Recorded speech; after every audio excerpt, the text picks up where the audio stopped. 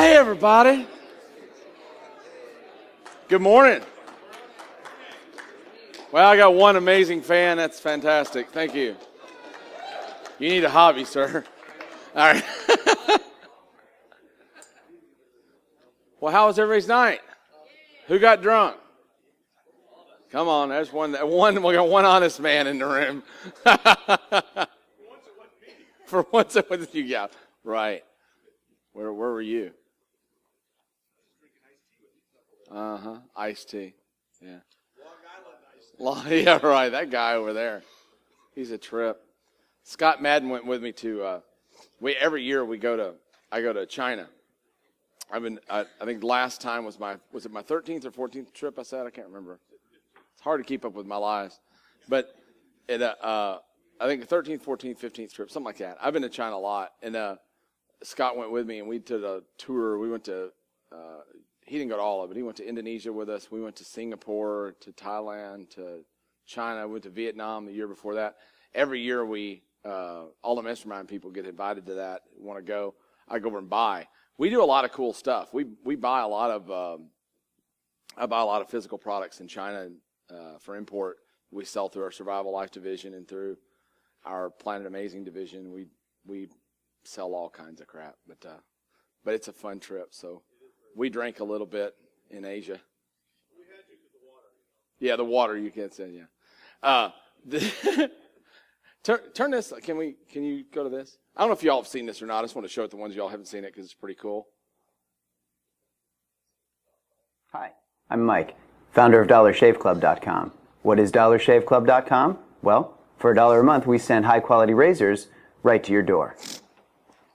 Yeah, $1. Are the blades any good? No. Our blades are f***ing great. Each razor has stainless steel blades, an aloe vera lubricating strip, and a pivot head. It's so gentle a toddler could use it. And do you like spending $20 a month on brand name razors? 19 go to Roger Federer. I'm good at tennis. And do you think your razor needs a vibrating handle, a flashlight, a back scratcher, and 10 blades? Your handsome-ass grandfather had 1 blade and polio. Looking good, Pop-Up! Stop paying for shave tech you don't need. And stop forgetting to buy your blades every month. Alejandro and I are going to ship them right to you.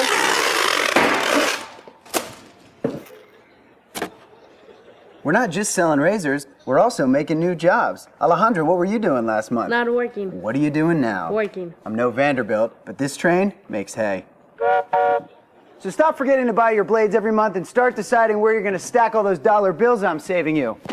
We are DollarShaveClub.com, and the party is on. I know karate, I know jiu-jitsu and drive like a gangster when I'm coming to see you, see you. It's an example of not boring marketing. Can you pull the screen? Can you give me the screen one more time? I want to show something. Look at the view count. That's how being a little bit not a dull ass will make you a whole lot of money. I mean, they got something like 150,000 customers now. That's insane. And the dollar razors are the tripwire. If you really want the good razors, they're more, and they've got all kinds of other services and things that they'll sell you to their customer. That was their tripwire. All right, so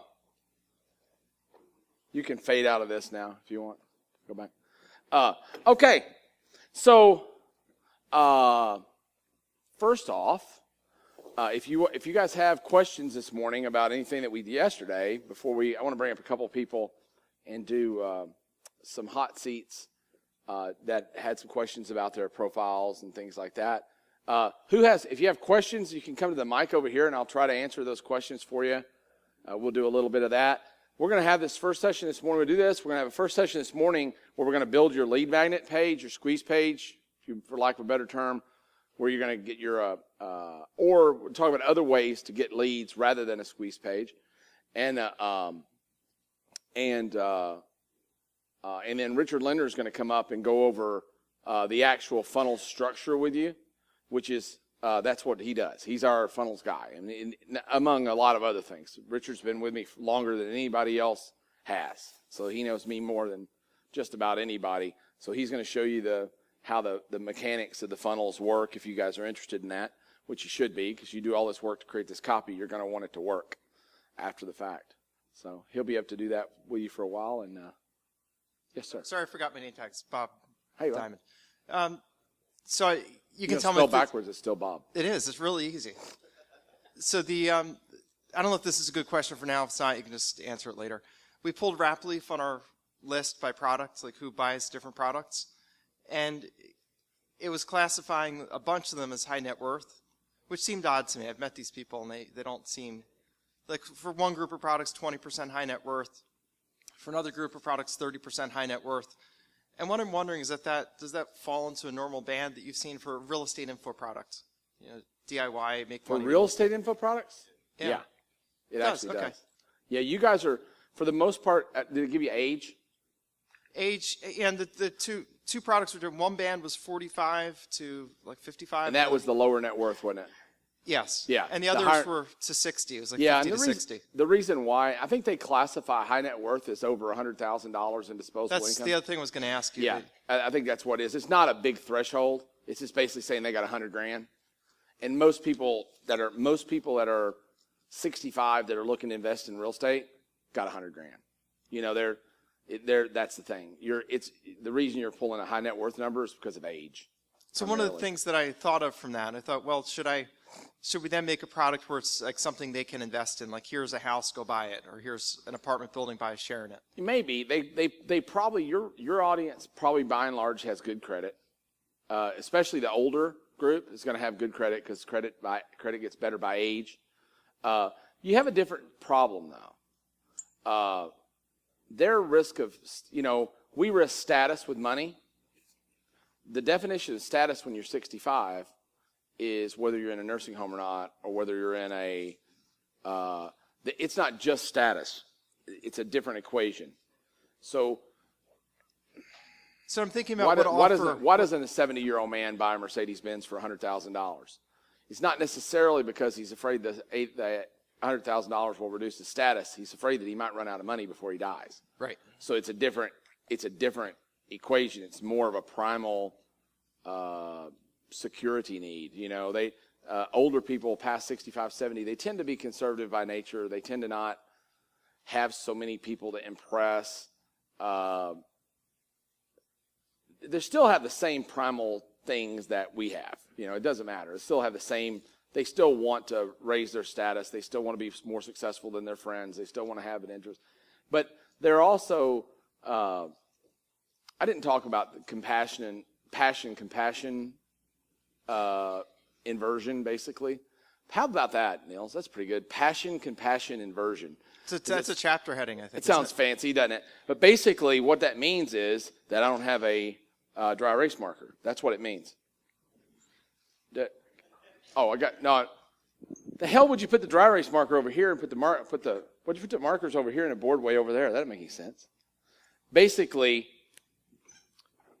at 18 years old,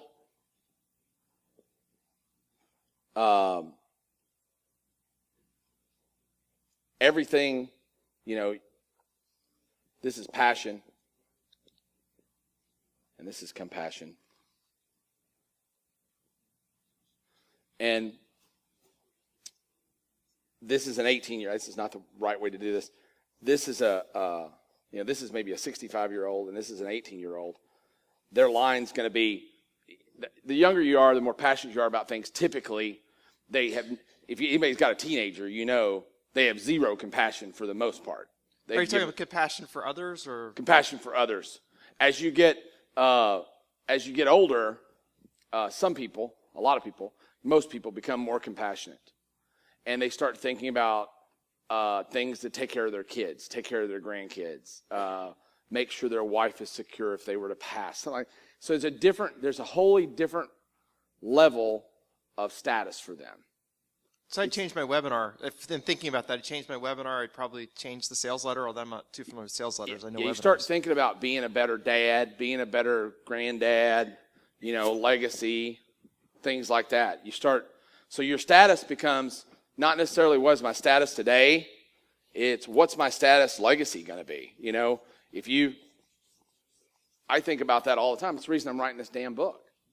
It really is my driver for the book, is because I want my kids, hopefully, you know, I have this vision of that. It's probably bullshit. They probably won't care. You know, the truth is they probably won't give a shit. But I have this, but you know who cares? Me. Because I got this vision that they're going to be sitting around with their kids 25 years from now going, son, let me show you the lesson Dad showed me. And, you know, that's going to be the thing. That's what's in my head, right? So that's a driver for me. It's a big driver. And they're also driven by their status is, what the hell did I accomplish in my life? You know, that's especially true in the 50s. When you're in a group of 50s, 50s is driven by, 40s is driven by, I'm in my stride now, give me mine, it's time to make mine, right? I want to make my mark. 50s, you're going, damn. Yeah, I'm not going to live to be 100 probably. So more than half of my life is gone. I've not accomplished a great deal. I want to accomplish something. 60s, I'd say, and this is generalizations, 60s more, you know, I've tried for me. Now, what am I going to do for my family? What am I going to do for my kids? If my survival is intact. Now, if my survival is not intact, I'm scratching. Do you understand? You mean if you have enough, like you have some savings, you have some money? Is that Yeah. If my survival is not intact, I'm panicked, right? I'm panicked.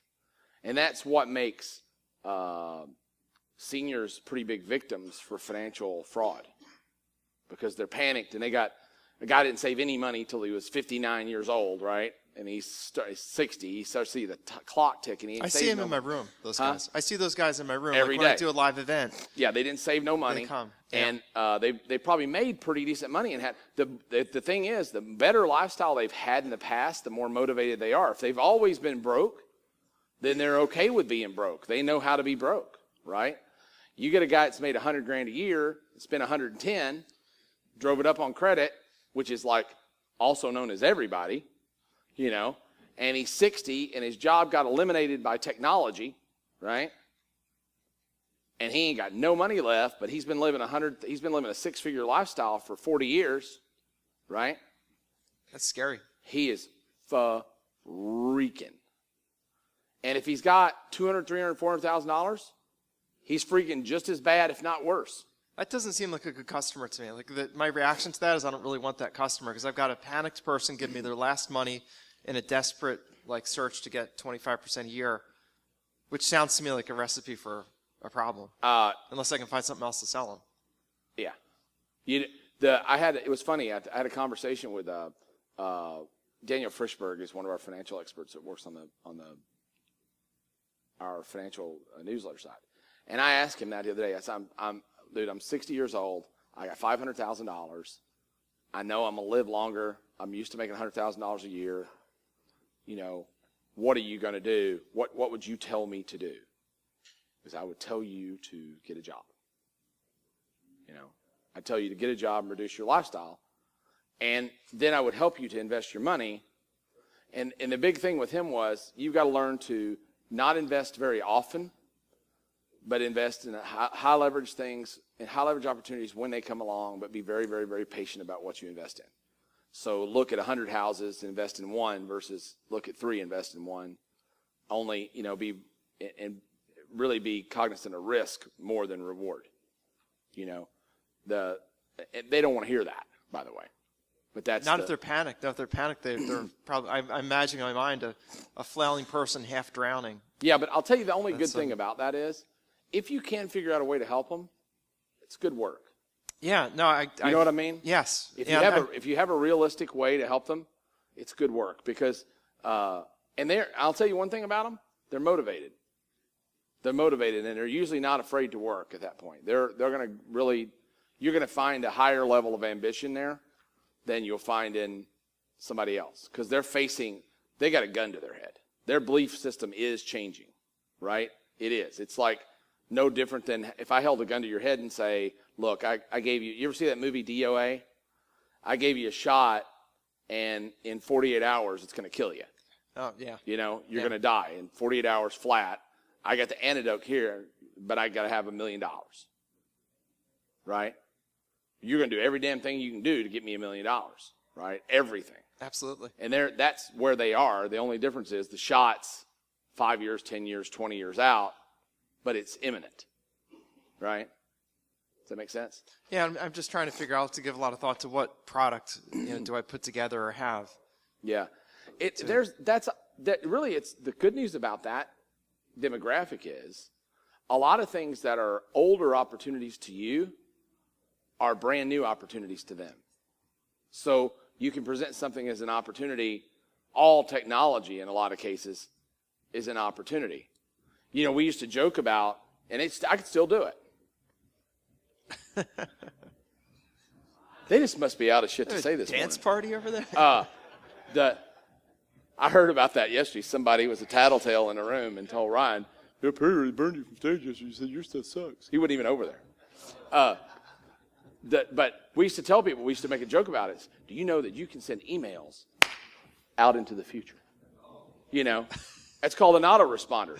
Right. If I'm going to the concrete convention, Yeah, it's new, isn't it? I'm talking about that, right? Because that's amazing to them.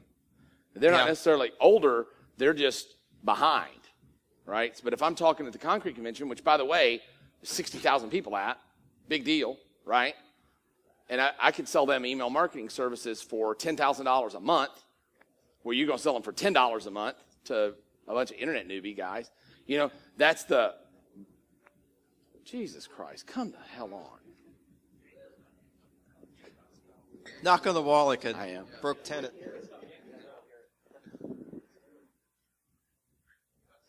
Hold on.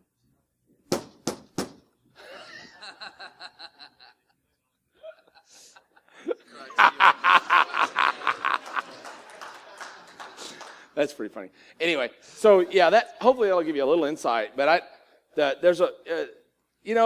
what this does a lot of times, for a while, it's going to create more questions than answers. Yeah, I was left trying to figure out what product to give to people, and I started racking my brain over that. And I was having a really hard time interpreting the data because I don't have any baseline. You know, it's not like I saw one product 20% high net worth. The data by the way, they have a data dictionary you can print out, and one of the things they said in there about high net worth, one of the little blurbs was top 10% net worth in the U.S. And I was left wondering if it's accurate because they're not that good looking of a crowd. Well, top 10% net worth in the U.S. ain't saying a lot. Okay, that would explain it because they don't look rich. Because really 10%, the top 1% wealthy, top 4% financially secure. The 5% under them they're still scrapping. They're living in a house they can't afford. That's what I've got. So you're probably looking. I think somebody told me, I can't remember, that we know the guys that own Rapleaf. Nils, wasn't that somebody you know? Was that you or no? That owns the guys own Rapleaf? Tucker does. Kamal does. Kamal does. Yeah. And I think their net worth, their high net worth thing is around $100,000. Okay, now, some of them got some of them got 10 million, right? But when you're saying high net worth, they got a free $100,000.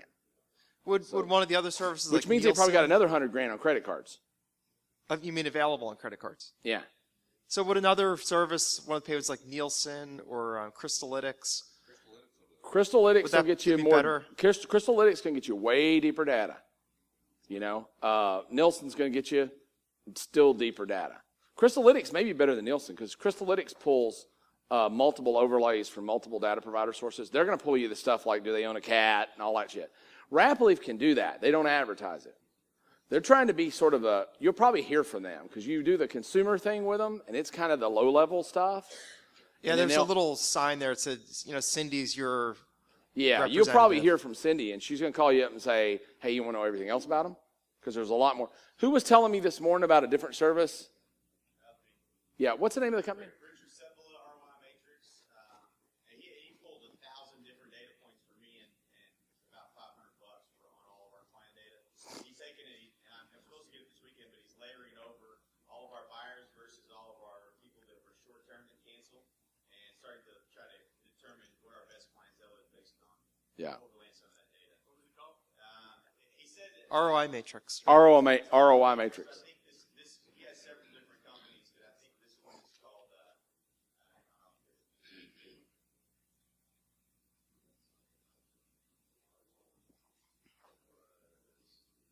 I guess that's another way to look at it. We could take our best buyers, like the people who bought coaching, people who bought higher end stuff, maybe to analyze them. Yeah.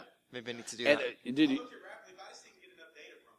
Well, Enough for me to really work. I tell people about Rapleaf because if you hadn't done anything, Rapleaf is a great place to start. It's a great you know? start. It's great. Because you do have a sex divide now, right? Yeah, 70%, 73% men. Yeah, you kind of figure that. Census.com is what it is. Totalcensus.com. Yeah. So when you're getting the, at least you can tailor your message now, you know. And you got some people on your list that are 18 to 34. You know, Yeah, a little bit. if you want to talk to them, you can just talk to them differently. You know, there's two ways you can do that. You can take that data and just say, I'm going to ignore everybody else and only talk to these people this way. I'm going to talk to everybody the way my customer avatar looks. Or you can create 3 customer avatars. You certainly need 2, right? Unless you're just going to ignore the Right. women altogether. In your thing, you don't really need to ignore the women because you don't have to. It's still 25% of your business. It's still quite a big Yeah. chunk.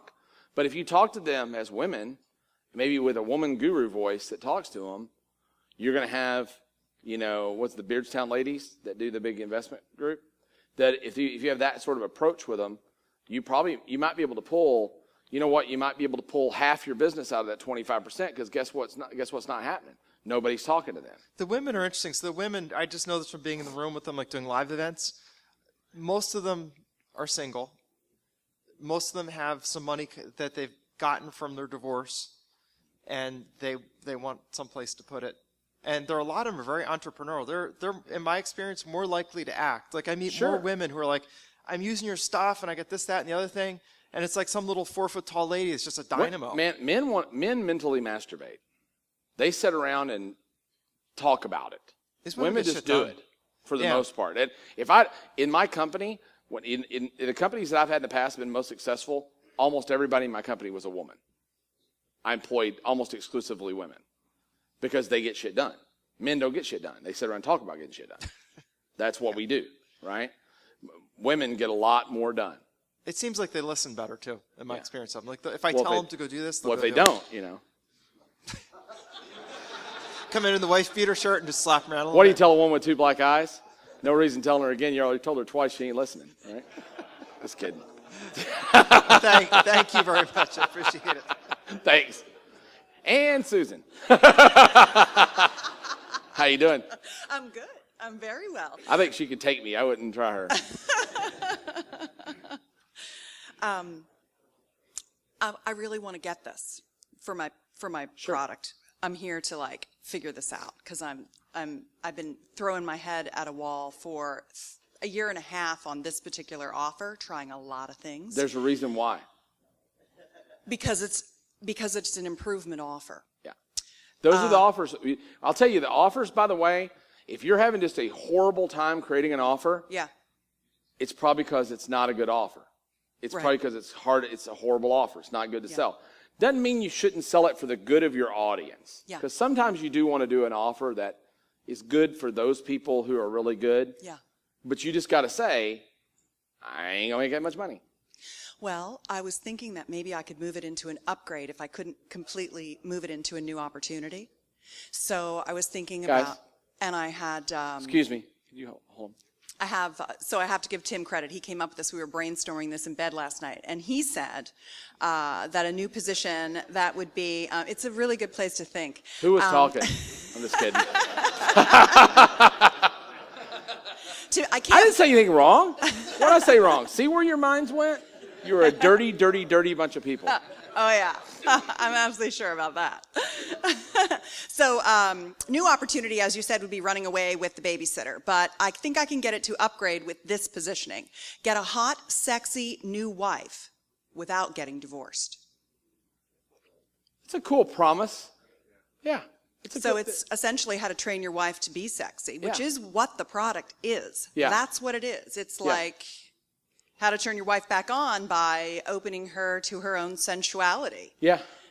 You still have the believability hurdle to overcome. What's wrong? See, why did I get a laugh? I need You to. still got the believability curve to overcome. Like my wife could never be sexy.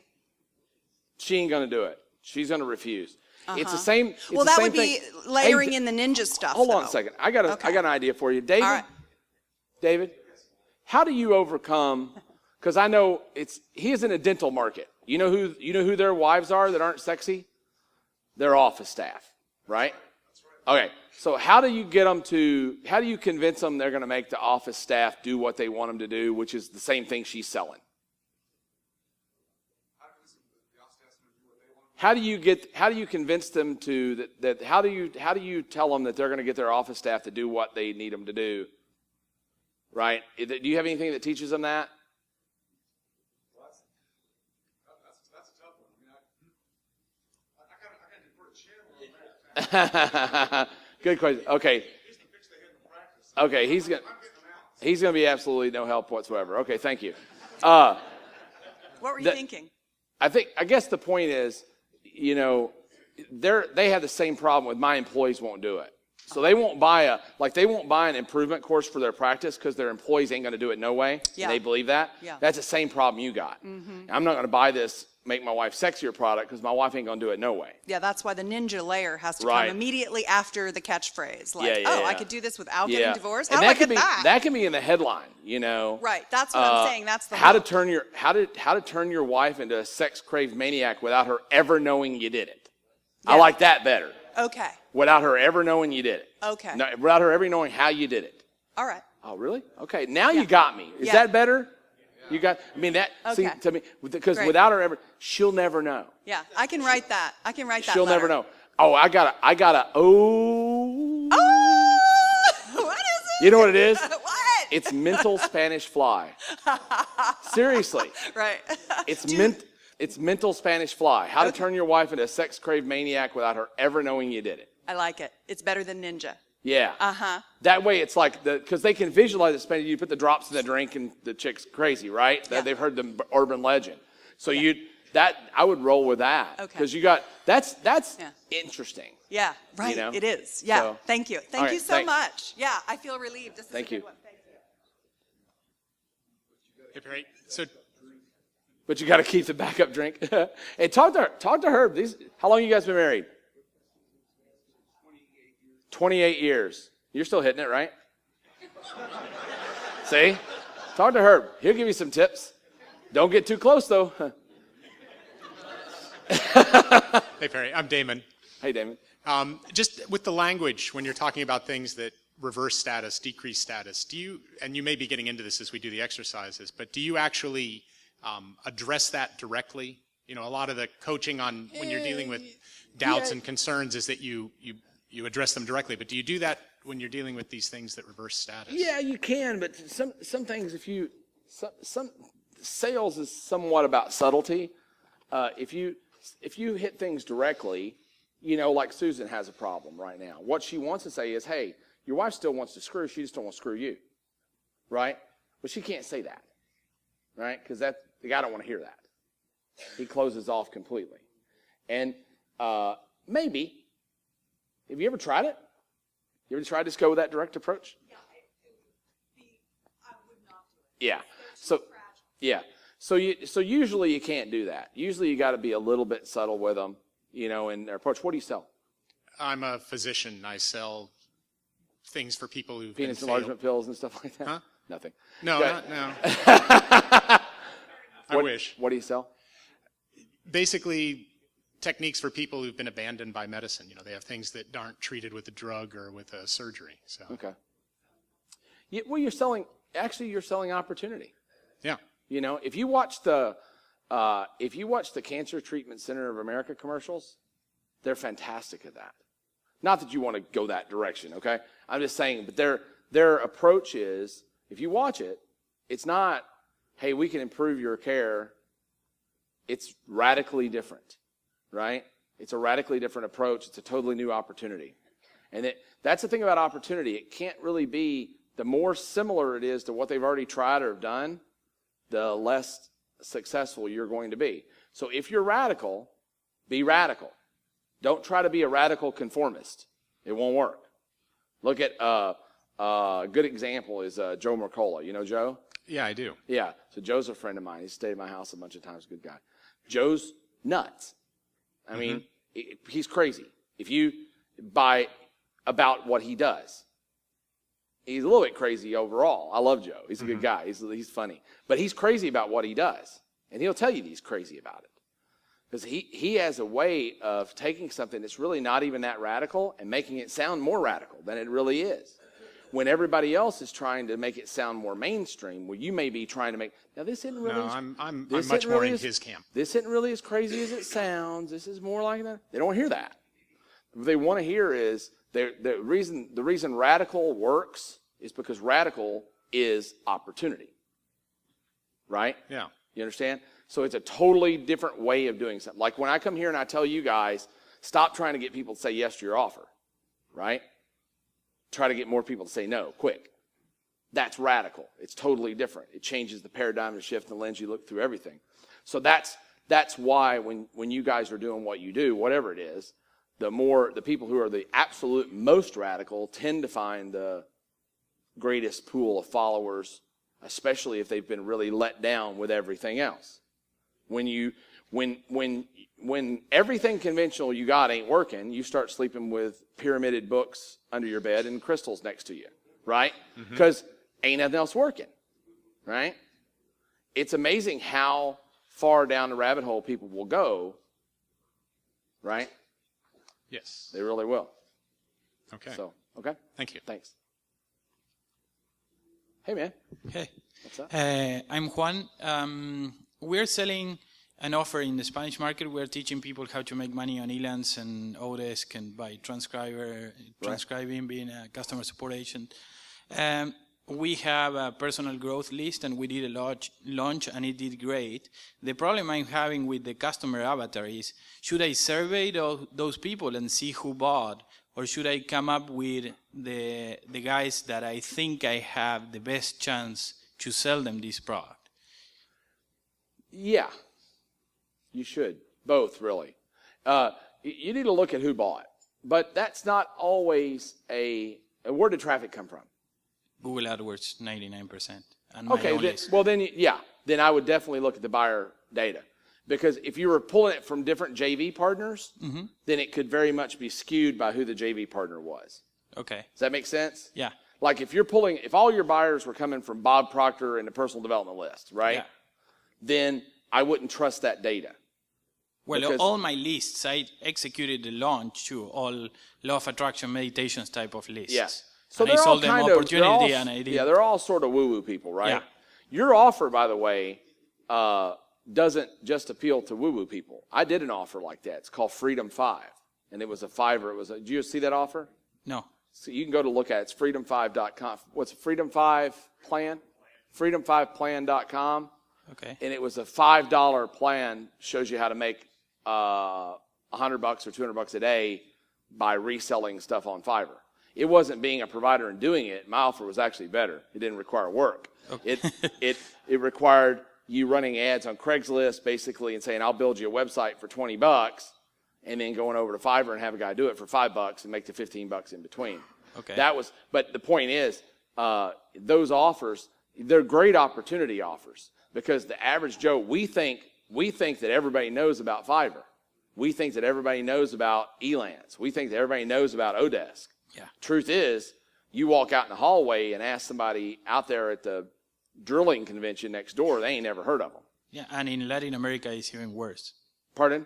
In Latin America, it's Yeah. even worse. Yeah. And it's So- huge opportunity, because making $100 for someone in Argentina is a ton of money. Yeah, that you'll kill with that offer if you position it right. I'm sure you already are, because I know you do a good job with your offers. But you'll just destroy it.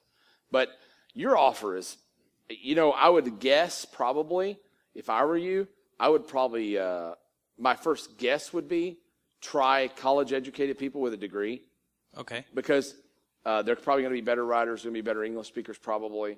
That'd be guesses I would shoot at, because like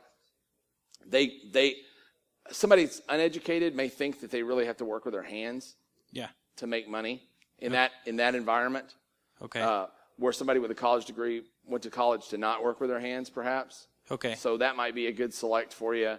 But I would really look at my buyers. If you went off Google AdWords, you're getting a smattering of everybody. So whatever that buyer data says, probably pretty damn accurate, I would guess. Even though they went through a product personal growth list and Yeah, it'd be Okay. better if they came from the general population. Okay. But what I would consider doing, since it's really cheap, where are you at in Latin America? Where are you selling? What's your primary market?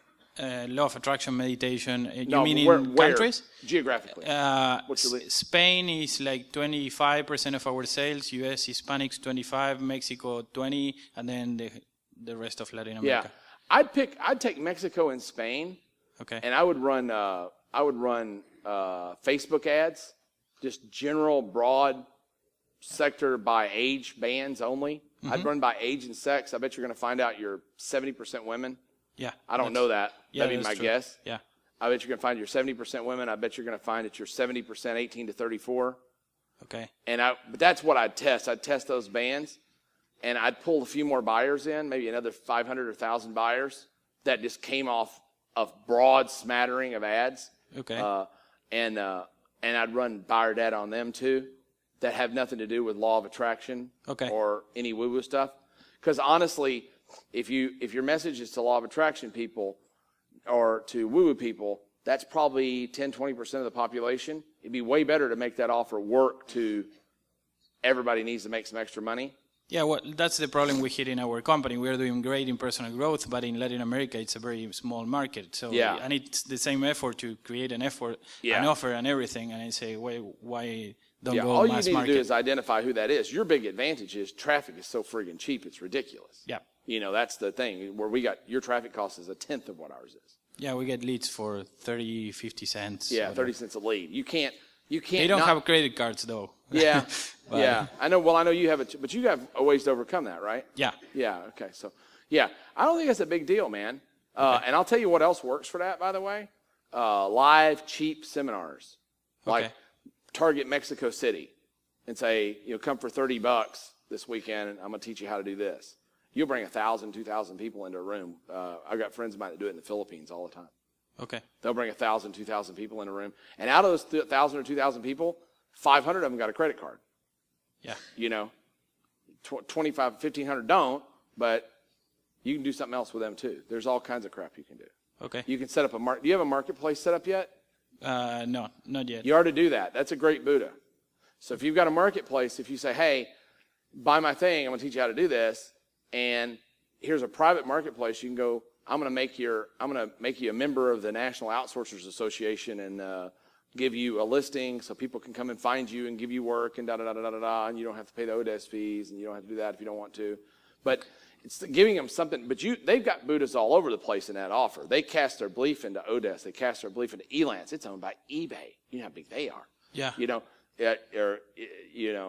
Mechanical Turk for Amazon, which I'm sure you Yes. show them, and stuff like that. So these are the biggest names. You got all these brands for them to believe in. Yeah, and huge numbers of Yeah, billion they'll go. dollar industries. Elance is going to go out and look at this chart. Elance goes out. These are the people that come to Elance every day, and more than half of them are buyers of services, and that's 2,345,000 people a day looking for people just like you. Yeah. That's the kind of what you're doing. Yeah. Yeah. Okay. So I look at my buyers, but I'll try to pull new ones from the new population, from the general population. That would be your. Yeah. I would do that. Try to get some new buyers in from the general population. Analyze those. Okay, and you would target people who speak English because their opportunity is higher, or some of our No buyers. idea. Sorry. I had no idea. Okay. Is there an opportunity for Spanish speakers on Elance and Odesk? Yeah, they're I would- starting yeah. to be. Yeah. Their level of success is probably going to be lower, right? Yeah, that's why I'm not It's up to very you, man. comfortable. Okay. You have the advantage of, speaking and writing in the language and understanding the culture, Okay. Okay. Thank you. Thank you. Bye.